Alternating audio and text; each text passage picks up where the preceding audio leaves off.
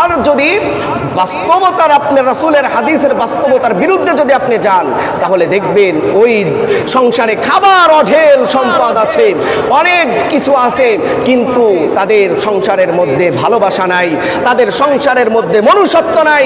যার কারণে এই যে বাপের বাড়ি থেকে মেয়েটা নতুন বধূ সেজে তার শ্বশুর বাড়িতে গেল, এই নতুন বধূকে তারা আর বউ মনে করে না, নিজের মেয়েও মনে করে না, নিজের বাড়ির কাজের মেয়েটিও মনে করতে পারে না, তাকে দাসীর মতো ইউজ করে। এমন ঘটনা অহরহ ঘটতেছে।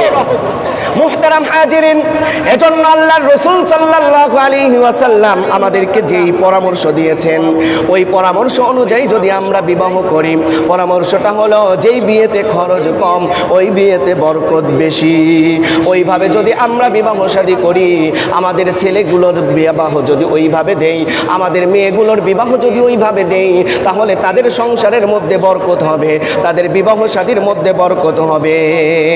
এজন্য সামাজিক ব্যবস্থার মধ্যে আমরা যারা রয়েছি, সমাজ বিবাহকে এমনভাবে কঠিন করা হয়েছে, যদি মাতব্বরকে দাওয়াত না দেওয়া হয়, যদি অমুক ব্যক্তিকে দাওয়াত না দেওয়া হয়, চেয়ারম্যান মেম্বার এলাকার গণ্যমান্য ব্যক্তিদেরকে যদি দাওয়াত না দেওয়া হয়, তাহলে একেবারেই বিবাহ অনুষ্ঠানটা তারা বন্ধ করে দেওয়ার পায় তারা করে।